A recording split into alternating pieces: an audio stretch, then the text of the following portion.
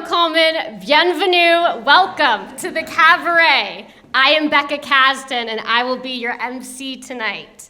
This evening, I am joined by Avshalom Weinstein, co-founder of the Violins of Hope exhibit. Avshi has flown in from Israel to share the violins that he and his father, Amnon Weinstein, have lovingly restored from the Holocaust. I am honored to perform on these violins tonight and to have Avshi introduce the Violins of Hope later in this program. Avshi will be available for a meet and greet in the Spurlock lobby after this performance. I would also like to introduce Lori Fuller, our visual artist tonight. She has created a special painting on the podium here titled "We Stand Together," inspired by tonight's performance. I encourage you to have a closer look at this painting during intermission or after the concert. Additional information about her artwork can be found in your programs. In 2016, I attended the musical Cabaret at the Baltimore Hippodrome Theater. When many hear the word cabaret, the musical, based on Christopher Isherwood's novel, Goodbye to Berlin, is the first thing that comes to mind.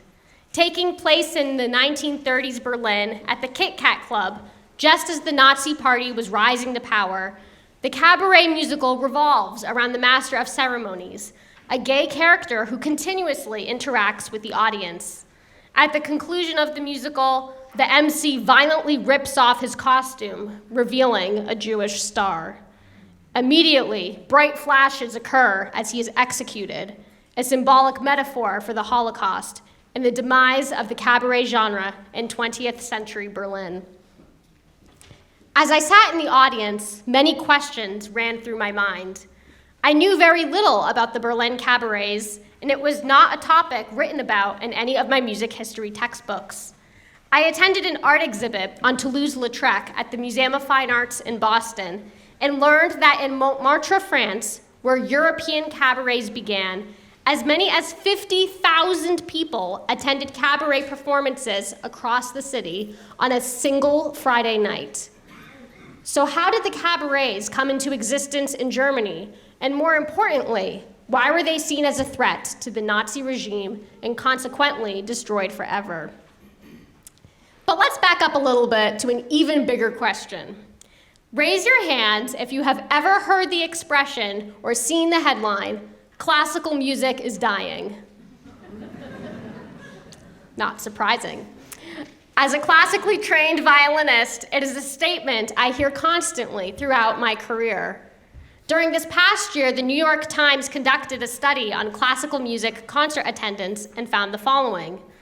Of 143 performing arts organizations in North America, the number of tickets sold was down by 40% in the 2021-2022 season, compared with before the pandemic, and ticket revenues were down by 31%.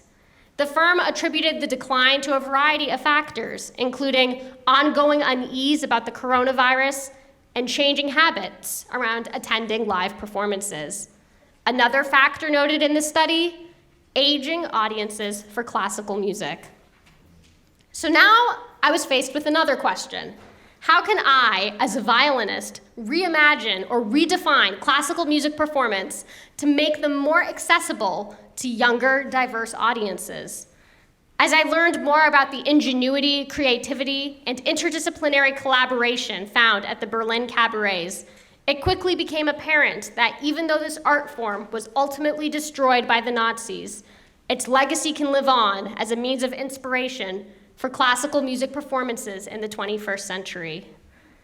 During this presentation, I will tell the story of the Berlin cabarets during the Weimar Republic, their destruction by the Nazis at the onset of World War II, their resurgence in Nazi ghetto holding areas, specifically Theresienstadt, and how we can be inspired by the artistry and format of this genre to reimagine 21st century classical music performances.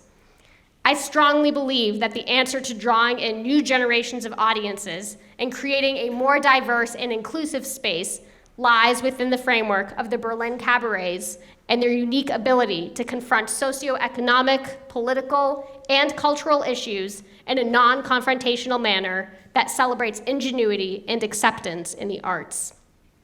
Together with dancers, puppeteers, musicians, and visual artists, I will be performing music written during the Berlin cabarets of the Weimar Republic, a special commission of 2 cabaret songs composed in Theresienstadt, and a world premiere of composer John Carmichael's suite, Puppet Show, exclusively arranged for this recital and inspired by the Berlin cabaret musical style.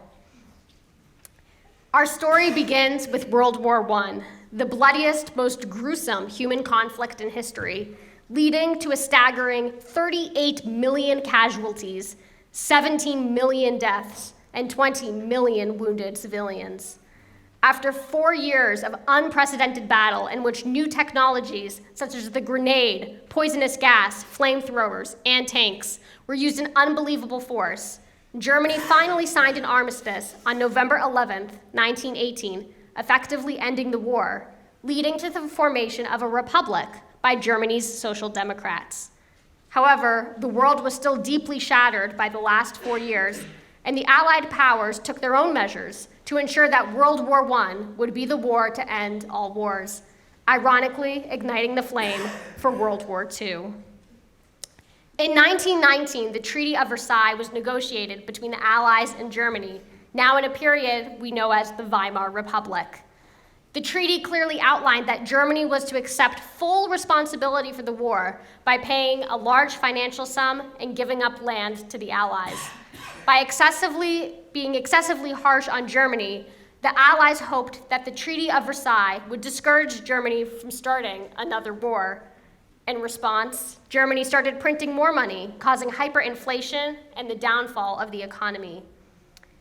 Due to the revolutionary uproar as a result of the newly formed Social Democrat Republic, a struggling economy, and a war that had left citizens fractured and dejected, cabarets quickly found their way into the heart of Germany and had the perfect environment for unparalleled success. By 1922, there were 38 cabarets in Berlin alone. Alex Ross, music critic for the New York Times, writes that Berlin was a city of possibilities, of myriad outcomes, glowing with promise as well as threat. It played host to communists, Nazis, social democrats, nationalists, new objectivists, expressionists, Dadaists, and struggling romantics. In the wake of humiliation and defeat, Berlin shook off its imperial past and reinvented itself. The first all-night city, the city without shame. Perhaps one of the most defining features of the Weimar Republic was hyperinflation. At the peak of hyperinflation in November of 1923, a loaf of bread cost 200 billion marks. To put that in perspective, 1 trillion marks was equal to $1 US. Hyperinflation greatly impacted the economy, but even more significantly, the arts and culture scene of Berlin, as societal classes shifted, unions formed, and a wave of industrialism seized the nation. The creation of unions for middle-class workers created more protection against the economy than offered to the members of the cultured elite. Thus, a new societal class, or nouveau riche, was formed, diversifying the concert hall and creating a new concert dynamic. Since the arts and classical music in particular were commonly associated with the bourgeois, the nouveau riche desired to attend as many cultural events as possible to display their new wealth and to be seen among the elite of society. The new patron attended the classical concert not to actually hear Beethoven, but to be seen as hearing him. With a new thirst for cultural activities among Berliners as both audience members and performers, musical innovation soared. The first issues of music periodicals dedicated to music education, folk music, and amateur music making were published during the years of hyperinflation. Universal Edition, one of the most famous music publishers, went to great lengths to secure new music a proper hearing, dedicated to championing modernist music, and staffed with a number of leading Jewish thinkers, foreshadowing the association between Jewishness and musical modernism. However, despite all the musical ingenuity occurring at the time, there was one place where this did not seem to be happening: inside the classical music concert hall. In your programs, you will find a chart that displays all the composers whose pieces were performed at the Berlin Philharmonic and the Mannheim Philharmonic in Germany from 1922 to 1925. If you are thinking that this chart closely resembles the programming of classical orchestras in the 21st century United States, I would not be one to disagree. Kurt Weill, one of the most prolific composers of the Weimar Republic and closely linked with the Berlin cabarets, lamented about the inaccessibility and elitism associated with classical music in Germany. This past summer, I had the opportunity to conduct research at the Kurt Weill Foundation in New York City. I found the following newspaper clipping, where Weill describes how he would address an audience of 12-year-old school children who had just been listening to classical music. I have just played for you music by Wagner and his followers. You have seen that this music consists of so many notes that I was unable to play them all. You would have liked now and then to join in singing the tune, but this proved impossible. You also noticed that the music made you feel sleepy and drunk, as alcohol or an intoxicating drug might have done. You don't wish to go to sleep. You wish to hear music that can be understood without explanation. You probably wonder why your parents attend concerts. It is with them a mere matter of habit. Nowadays, there are matters of greater interest to all, and if music cannot serve the interest of all, its existence is no longer justified. While Germany's middle class was quickly drawn to the orchestral concert hall as a means of establishing themselves among the culturally elite, the trend quickly faded, and more concertgoers sought other musical entertainment venues that offered more diversity, spontaneity, creativity, and excitement. The cabaret was suddenly raised to the status of opera. The Weimar Republic embraced a more relaxed form of government, quickly ended much censorship, and enacted more liberal social policies.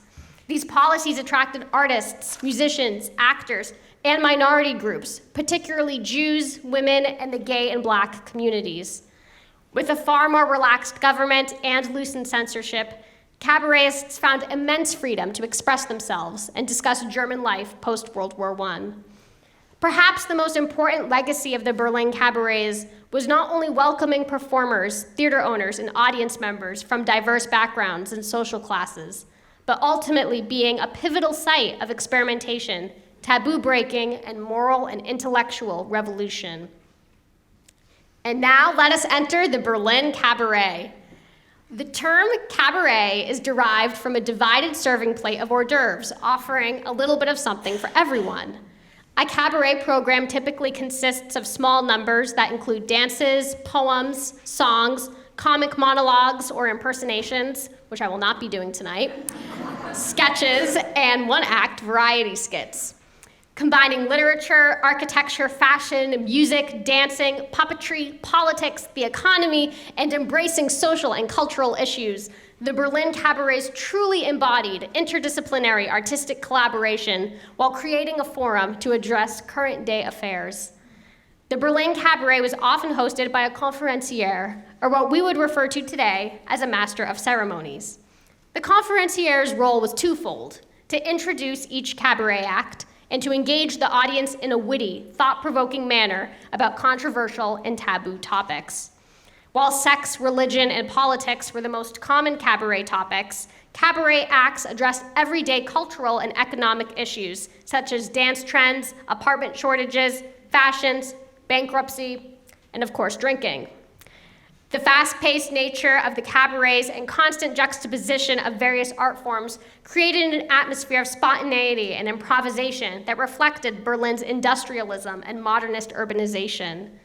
Audience participation was a key factor to the success of the cabaret, for it encouraged public opinion and open political discussion in a guilt-free environment in which Germans felt they could freely criticize their society without the fear of being persecuted, censored, or ridiculed by their neighbors.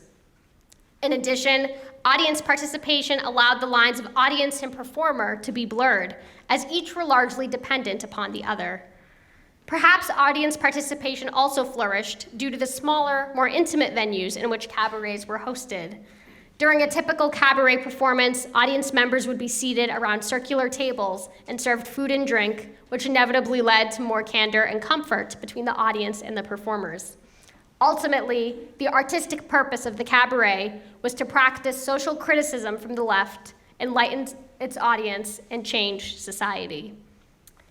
Lottie Lenya, theater performer and longtime partner of Kurt Weill, recalled to the Saturday Review, "We all wanted to see what would be attacked. The Berlin Cabarets was a combination of a satirical political column and a social gossip diary, and we all went to see the new programs." Satire and wit were central to the success of the Berlin Cabarets. In particular, audiences and performers favored jokes that roasted certain ethnic groups, played on societal stereotypes, or offered witty socio-political commentary. Walter Benjamin, a famous Jewish philosopher during the Weimar Republic, wrote that there is no better starting point for thought than laughter. Freedom of speech, expression, and performance had been highly restricted before World War I. Thus, Berlin saw a much more opinionated population that explored artistic freedom. While the constant jokes pertaining to certain ethnic groups in German politics were main contributors to the success of the cabaret, they were also one of its central pitfalls. It was not long before all cabaret scripts had to be submitted to police to determine whether they could be performed publicly. While censorship largely focused in three main areas, politics, sex, and religion, the three main topics of cabaret ridicule, the Berlin police were surprisingly lenient up until World War II, for they viewed cabaret satire as a healthy way to diffuse discontent among citizens and prevent the formation of an unruly Germany. Cabaret composers and musicians sought to break the divide between classical music and modern society, adopting a new musical style that veered away from classical romanticism, mastery of musical technique, and lengthy compositions. Instead, cabaret songs and music embraced simplicity, a variety of musical styles, ambiguous harmonies and keys, relatable lyrics, confident delivery, and the ability to transcend boundaries to engage listeners in meaningful social interactions. And now I will launch into my cabaret performance. Threepenny Opera was written by Bertolt Brecht and composed by leading Jewish musician Kurt Weill. With its simplistic, memorable melodies and intense satirical commentary on Berlin society, Threepenny represents the success of the Berlin cabaret style in a traditional classical music setting. Ernst Alfricht, the conductor for the Threepenny premiere, described the opening night. "The auditorium didn't just thaw. It suddenly reached a boiling point. Clapping, shouting, trampling with their feet, people demanded an encore. I had forbidden all encores as being too vulgar for a serious theater. But now, as they did not allow the actors to go on, and they helplessly looked at me in my box, I agreed to a da capo. From that moment, every sentence, every note of the music was a success." Many of you will probably recognize the tune Mac the Knife, one of the most popular songs and often performed at the Berlin cabarets. This piece will be accompanied by shadow puppetry, one of the most common types of puppetries found at the Berlin cabarets, representing fantasy and illusionism. This will be performed by Latrelle Bright and Mike O'Brien.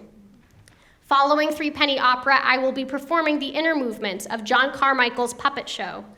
The cabarets were iconic for celebrating the collaboration between performer and composer. This arrangement is a world premiere and a piece I commissioned exclusively for this performance that honors the Berlin cabaret style while emphasizing modernity and artistic collaboration. You will notice in the recital program that I start and end with the overture and finale of this piece. I encourage you to think about the arc of this presentation and how Puppet Show represents the success of the Berlin cabarets, their destruction by the Nazis, and the legacy of the performers and artists whose voices speak tonight through the Violins of Hope. This piece is accompanied by original artwork by Walter Dowdy, which will be projected on the screen, and a marionette performance by puppeteer Mike O'Brien. We will be taking a brief pause to set the stage, but I encourage you to sit back, enjoy, and reflect on the societal and cultural parallels between Weimar Republic Berlin and the 21st century United States.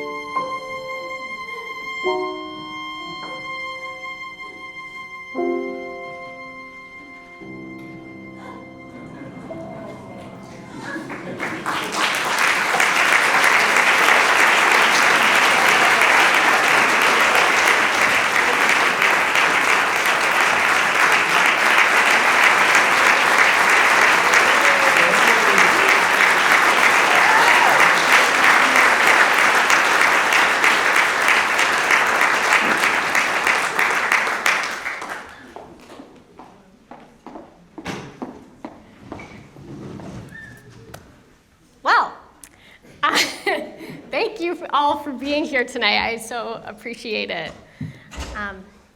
The loosened censorship of the Weimar Republic paved the way for Berlin's minority groups, women, gays, blacks, and Jews, to have more rights and freedoms, particularly in the arts, and were pivotal to the success of the Berlin cabarets.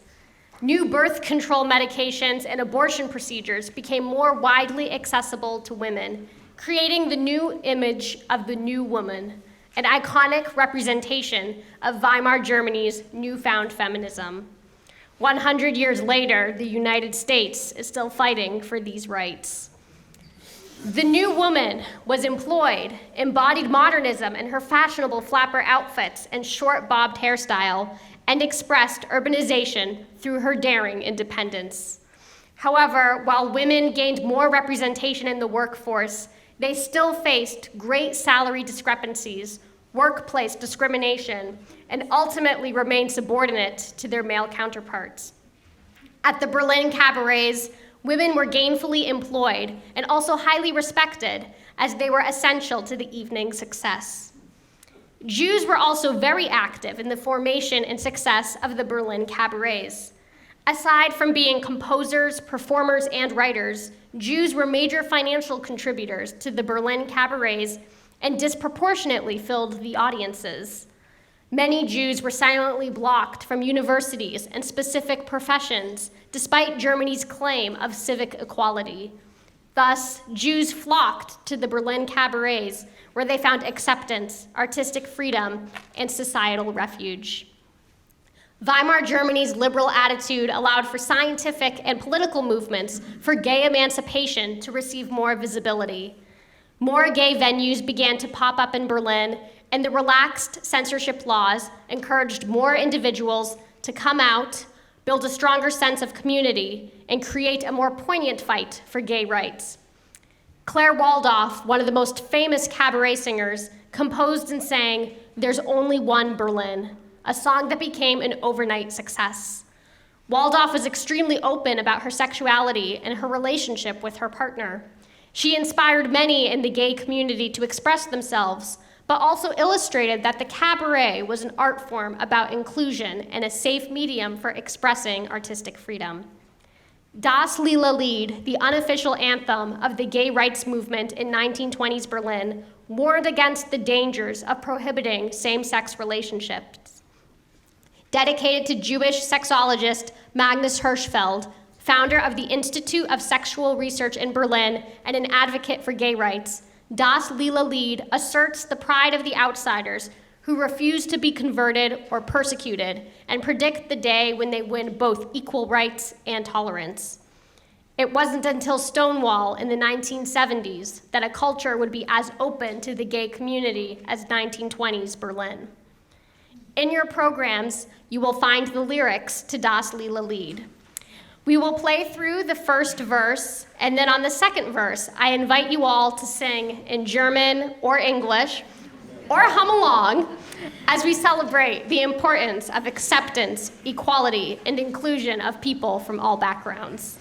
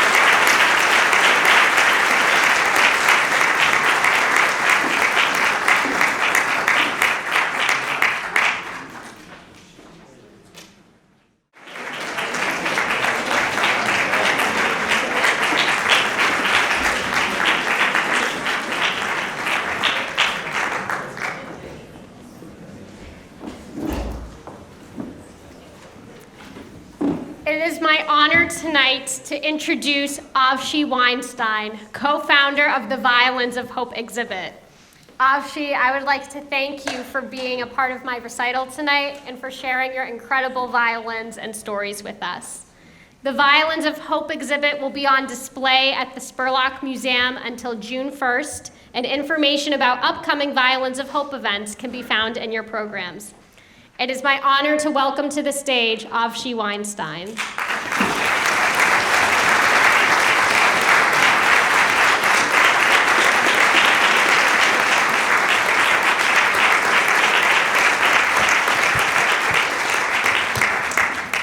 Thank you very much and good evening. I can tell you one thing, that if my assistant principal in the high school would know that I'm going to do something like that, she would probably not believe me, but that's her problem. I'll tell you one thing that you won't see in your program. When we did a project in Nashville in 2018, I think it was about 2 or 3 months before we started the project, the orchestra got an email. And the email came from a guy who played jazz music. He was actually living in Nashville, and he had a double bass with quite an amazing story. Because you have to remember one thing. People who were in the camps, people who were playing music during the war, many of them had to be on the death marches during the end of the war. The last thing you want to have with you is something more to carry. My father has cello cases from the war, from even before. It's solid wood, beautiful, amazing, but it weighs approximately like those people weight. In Chicago area, let's say you have quite a harsh winter, the winter they have in Eastern Europe, and walking with something like that, it's not going to make you walk faster or stay alive. So many of them had to leave their instruments behind. They managed to take the violins because, as you can see, it's rather small. You can make it. And the story of the double bass is quite unique. Everybody knows Schindler, right? Schindler List, the whole story. 2 brothers, who were in the workforce of Schindler. One was a double bass player, the other one was a violinist. And of course, during Nazi Germany, many things were forbidden, including cabaret, I guess, but of course also jazz music, because jazz music was inferior. Like some of the paintings you've seen here before, many of those artists were not allowed to be shown in Germany. I think some of their paintings were actually destroyed. And of course, jazz music was not allowed to be heard.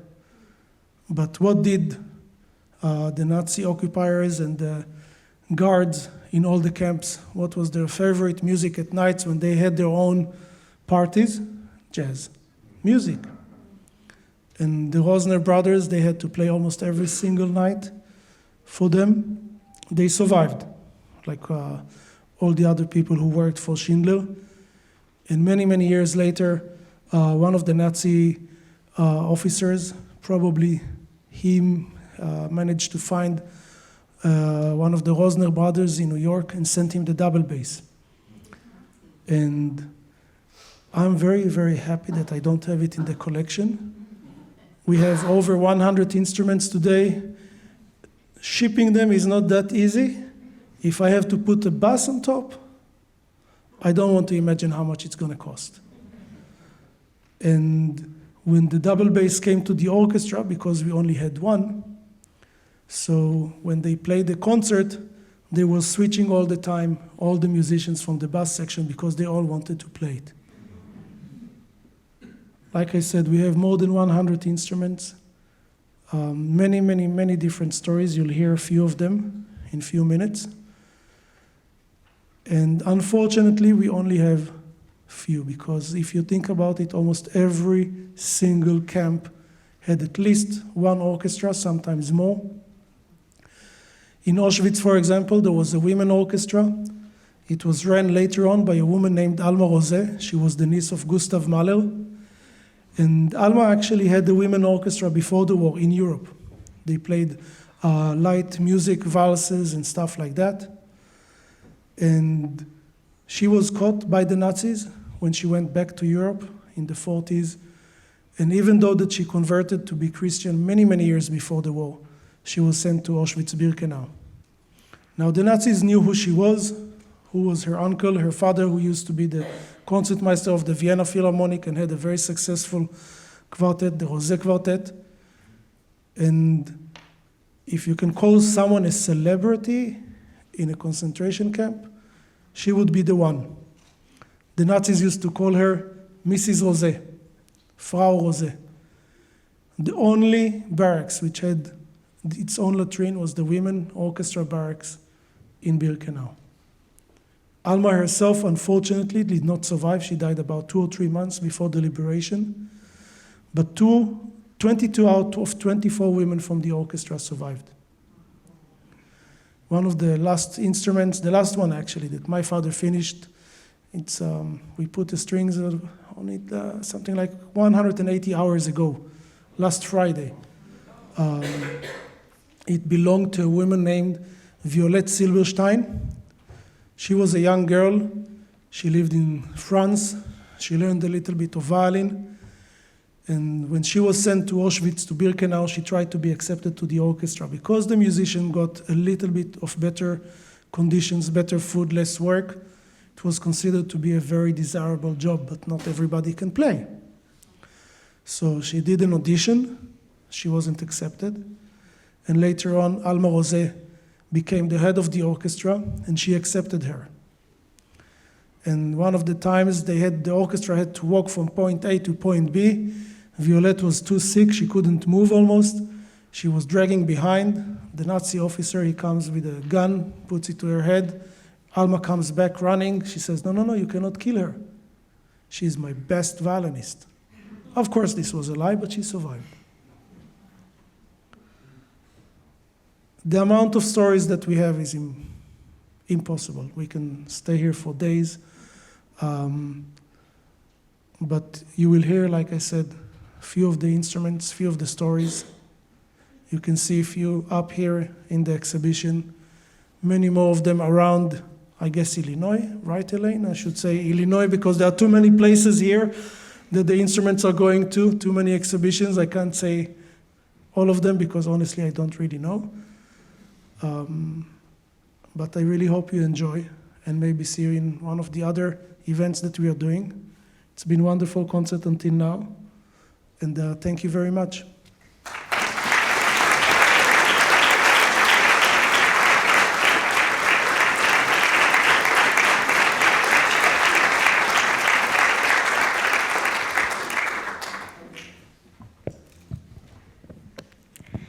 Thank you, Avshi, for sharing your incredible stories and the inspiration that these violins share with audiences globally. As previously foreshadowed, Nazi Germany was not supportive of the Berlin cabarets, primarily for all the reasons that made cabaret successful in the first place, including political content and the fact that many theater owners and cabaret performers were gays, Jews, or liberals who were perceived as a threat to the Nazi regime. Rising to power in January 1933, Hitler quickly deemed all Jewish musicians inept and banned Jews from public sectors. In a January 1933 cabaret performance, dancer Julia Marcus performed a dance that warned the audience of the current political situation and foreshadowed devastation, destruction, and war. A reviewer in the audience captured Marcus's performance by writing, "A few rhythms and rather uncharacteristic movements, then makeup, powder, and the mirror during the dance, and suddenly her purse turns into a gas mask, which covers her smooth waltz face while the dance continues as before." During this performance, Hitler was appointed chancellor, the Reichstag was set on fire, and the systematic persecution of political and racial enemies began. At first, the cabarets could not be shaken, as even Nazi officials enjoyed the burlesque entertainment, amusing comedy, and musical variety that classical orchestra concerts did not offer. In 1933, Hitler, walking into a mostly empty hall at the official Meistersinger by Wagner, sent out patrols to fetch high-ranking party members from Berlin's cabarets, forcibly shaking them awake as they dozed off during the Wagner performance. As Hitler and the Nazi Party rose to power during the Third Reich, many cabaret artists, especially those in the conferencier role, tried to use humor and satire to discuss social, political, economic, religious, and cultural issues in a non-confrontational manner through the arts. However, this proved largely unsuccessful. After all, a Nazi speaker once told a group of farmers, "We don't want higher bread prices. We don't want lower bread prices. We don't want unchanged bread prices. We want National Socialist bread prices." It would have been hard for any cabaretist to top that line. By the mid-1930s, Nazis forced many of the existing Berlin cabarets to perform positive cabarets as a means of propaganda that promoted Nazi exploits and mocked enemy actions. Wildly unsuccessful, Joseph Goebbels, Hitler's right-hand man and Reich Minister of Propaganda, banned all political cabarets from the German stage in 1937. However, the art of the cabaret had already begun its demise, for by eliminating open political discussion and censoring artistic expression, the essence of the cabaret no longer existed. In 1938, Hitler displayed his notorious degenerate music exhibition that deemed all music written and performed by Jews, gays, blacks, or any minority group as anti-nationalistic and prohibited from any performance. Any modern music that did not fit into the mold of Wagner, Beethoven, or Strauss was also effectively banned. Goebbels would issue his last decree in 1941 against the Berlin cabarets by forbidding the position of the conferencier, turning the beloved Berlin cabaret art form into a simple variety and vaudeville show that played to dwindled audiences. An official of the propaganda ministry describes the final remnants of the Berlin cabaret in November 1944. In Berlin, there are 2 nighttime cabarets for soldiers passing through, which only play at night and which may be visited only by soldiers in transit without any accompanying persons. This arrangement was made in order to provide a shelter for soldiers waiting for train connections, since Berlin's railway stations have been largely destroyed. Our story now brings us to Theresienstadt, a Czech fortress that became a ghetto exclusively for Jews, holding up to 53,000 inmates at a time. Theresienstadt served as a holding place for Jews before many were deported to concentration camps. It also served as a means of Nazi propaganda and was shown as a model ghetto that was displayed to Red Cross representatives in 1944 to deceive the true nature of the final solution, a systematic way of mass murder, largely through gas chambers, that ultimately murdered 6 million Jews. The Nazis' original intent was 11 million. However, once the Red Cross finished their inspection, horrid conditions of overwork, malnourishment, and disease resumed. 141,000 Jews were sent to Theresienstadt, with a total of 33,000 dying in Theresienstadt, and 88,000 Jews were deported to concentration camps, primarily Auschwitz. Historically, Theresienstadt has been noted for its extremely rich cultural life. Due to the Nazis' plan of presenting the Red Cross with a rosy picture of Jewish ghetto life, orchestra, chamber music, theater, opera, and even cabarets were a unique part of the Jewish Theresienstadt experience. Through musical performance, the Nazis' allowance and encouragement of musical creativity was multidimensional. Part of their purpose was to put on a facade for the Red Cross, but another dimension was sadism. The Nazis knew the scope of the final solution and that many of the Theresienstadt inmates would be deported to concentration camps. However, despite the clear intention of the Nazis encouraging cabaret performances for their own purposes, the cabaret also served as a form of resistance for Jews against their Nazi oppressors. The cabaret was a unique art form that lent itself well to ghetto performance. For starters, the genre was an eclectic mix of music, poetry, theater, art, and comedy that could be easily pieced together and required very little in terms of materials and instruments.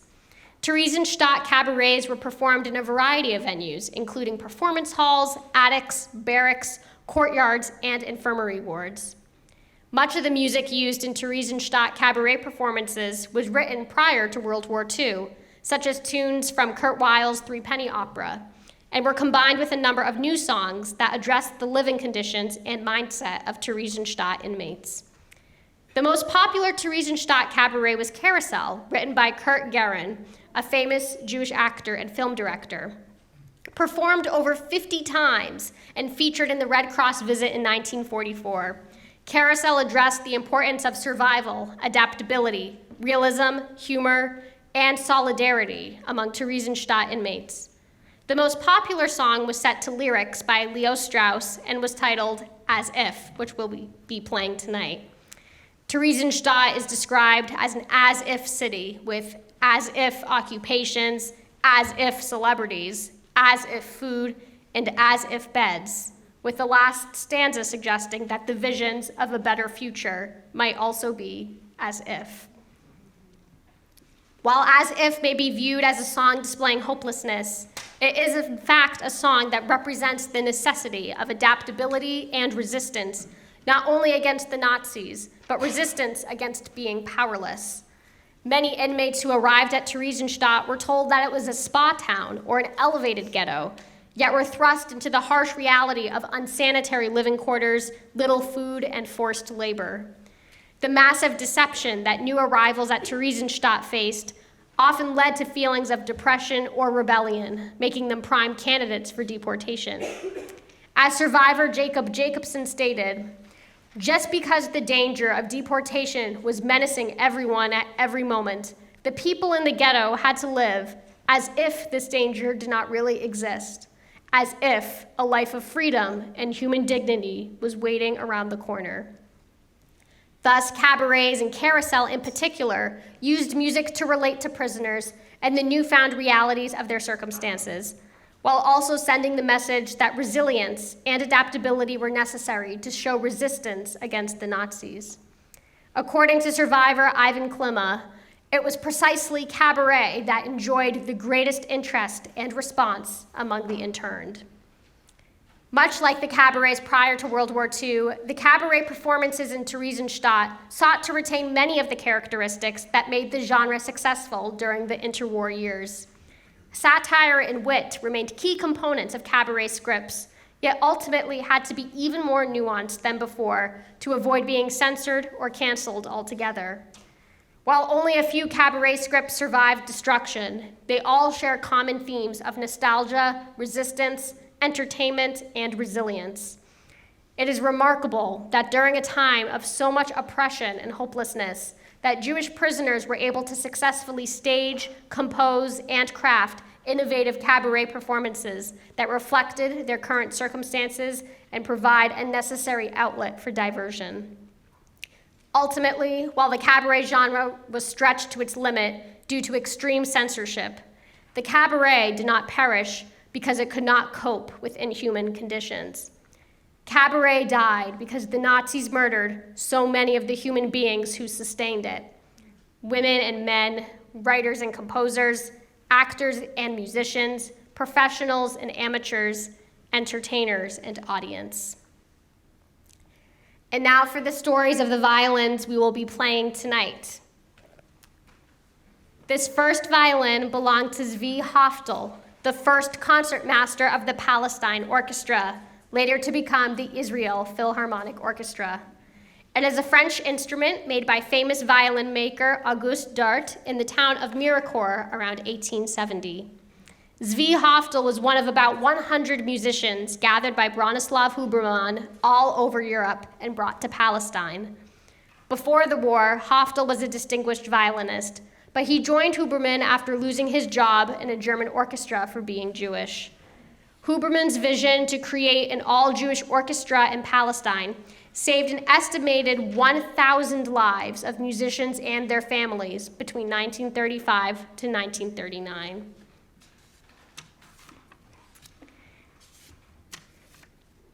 She was born in 1925 as Valeria Teichner in Hungary, but in 1944 Auschwitz, she was named A12763. Valeria started violin lessons at the age of 6 and stopped playing only when life became unbearable. On the cattle train to Auschwitz in 1944, she forgot her violin. Getting off the train, she went through a selection where she lost her mother. Sent to the music barrack, Valeria cried, unable to play the violin handed to her. She was then sent to the laundry barrack, only to go through another selection and ended up in Gorlitz, another hard labor camp, to work in a munition factory. The sadistic capo in the labor camp used to play his violin every evening. Valeria recalled that he played very well. On Christmas Eve, all the prisoner musicians were ordered to play and sing for the commanders. Valeria sang Lorelei, accompanying herself on the violin. The next day, the officer's cook threw a piece of cake for her over the fence. However, when she was caught eating the cake, the capo sentenced her to be hanged. When the car came for her, the capo called out, "Violinist out!" but then changed his mind, hit her hard on her face, and let her stay. She was liberated by the Soviets on May 8, 1945. Valeria's future husband, Sandor Fischer, was born in 1919 in Romania. He also started violin lessons at the age of 6, and at the age of 18, changed his name to Farago Sandor to avoid persecution for being Jewish. When the situation worsened and his father was conscripted to hard labor, Sandor replaced him, and this violin went along with him to the work camp. Soon, Sandor was ordered to play this violin to entertain the officers during dinner, and afterwards he was able to smuggle some leftover food for his friends. In 1944, he managed to escape the labor camp and join the Soviets. Sandor stayed in Hungary for many years until emigrating to Israel, marrying Valeria, and raising a family of 3 daughters, grandchildren, and great-grandchildren. All along, his daughter said that he never parted with this violin. He played to the end of his days. This next violin belonged to the Katzenstein family of Hamburg, Germany. The violin was played by Daniel Storck's grandmother, Elsa, an accomplished violinist. Her talents for playing the violin were recognized when she was only 10 years old, and she became a member of the Gedoch, a fine association of female musicians.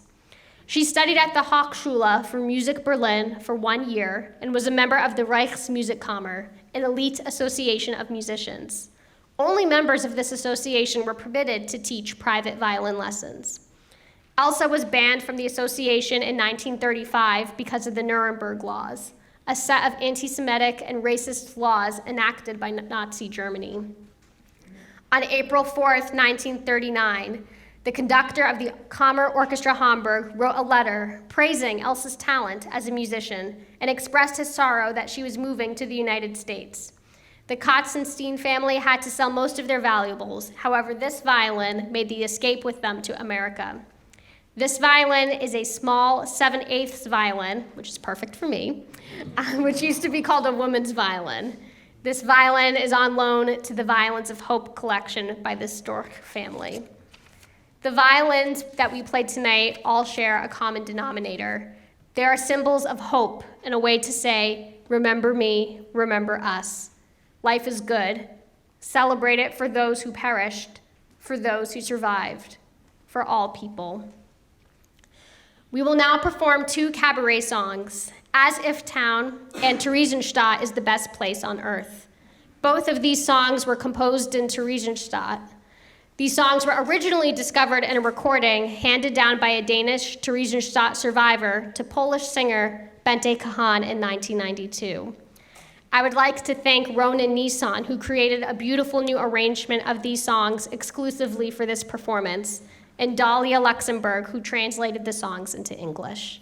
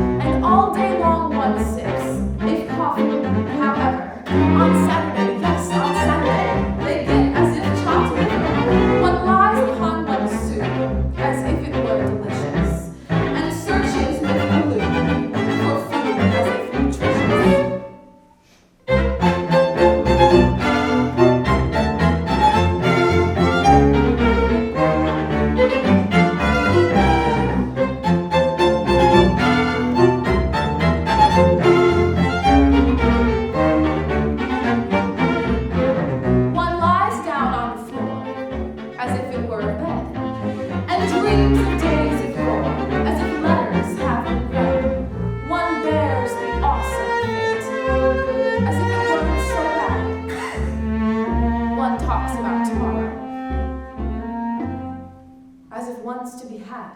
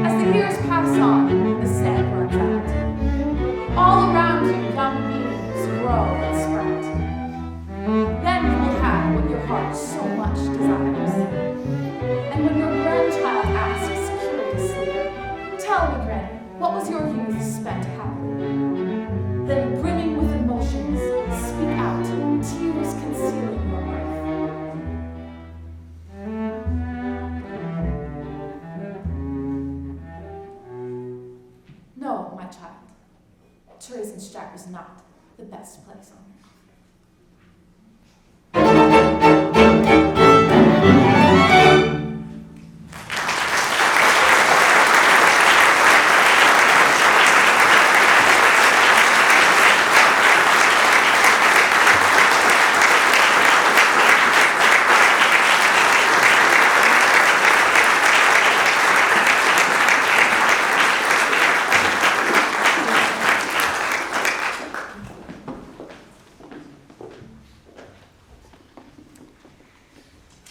The United States faces numerous societal issues, including the coronavirus pandemic, political instability and division, a shaky economy with unprecedented inflation, health insurance access and affordability, and the civil rights of women, gays, and blacks, to name a few.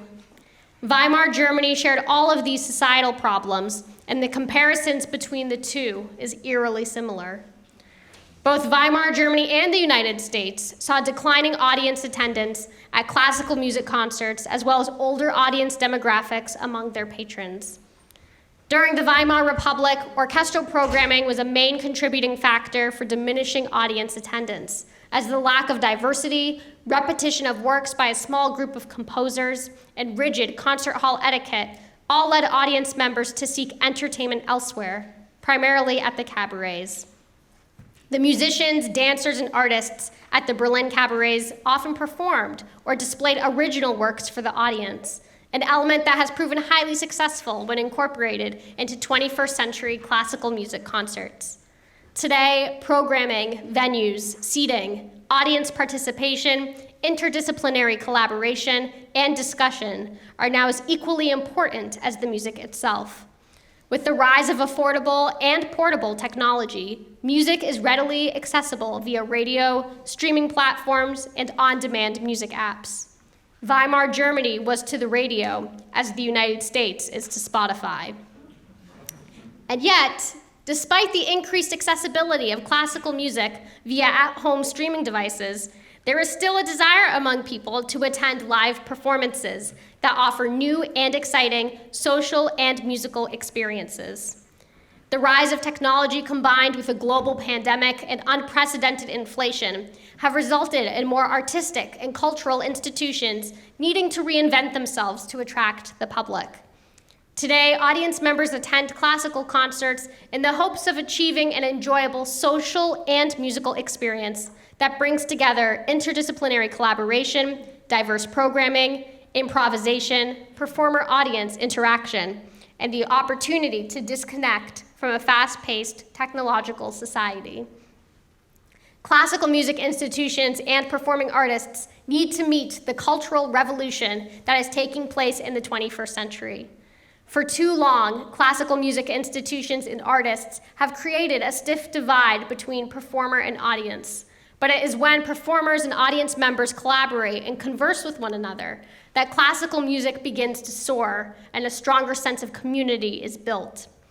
With great political, economic, and cultural divides, the United States is in the perfect position to redefine the role of classical music in society and draw upon the successful elements of the Berlin cabarets to reimagine new possibilities and entice new generations of audiences to attend classical concerts.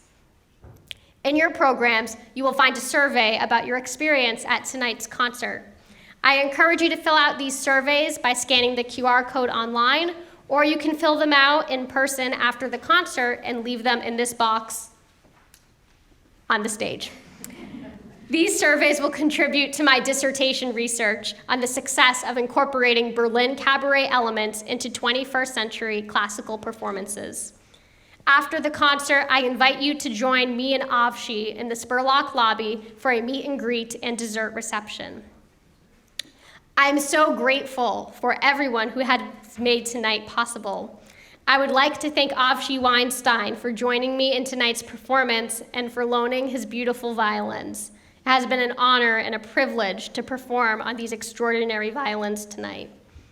I would like to thank Hillary Wenk, Eileen Ullman, who is here tonight, and the entire team at JCC Chicago for sharing the Violins of Hope collection with the Spurlock Museum and for making this event and upcoming Violins of Hope events possible. I would like to extend a huge thank you to the Champaign-Urbana Jewish Federation for sponsoring this event and for making my vision possible. Yale Gertner, Mayan Weinberg, Brian Kahn, Jennifer Lask, and the entire CUJF board, thank you so much for your support. I would also like to thank Brian, Julie, and the entire Spurlock Museum team for their generosity in hosting my doctoral recital and their support in making sure everything went smoothly tonight. A big thank you to all my sponsors and donors for their support and generosity in making this program possible. I would like to thank my amazing advisor and violin professor, Meg Freivogel, for her guidance and preparation of this recital. It's also her birthday today, so happy birthday, Meg.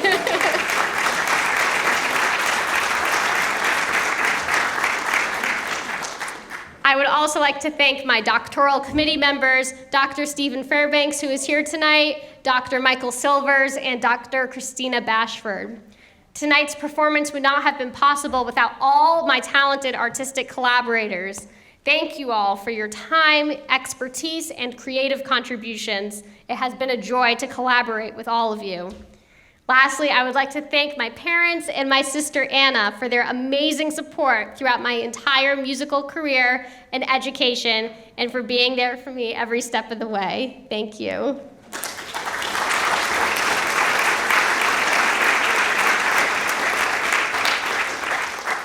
Thank you all for being here tonight. I so appreciate your support. We're going to do one quick final setup of the stage for the finale, and then I hope you will join us at the dessert reception. Thank you.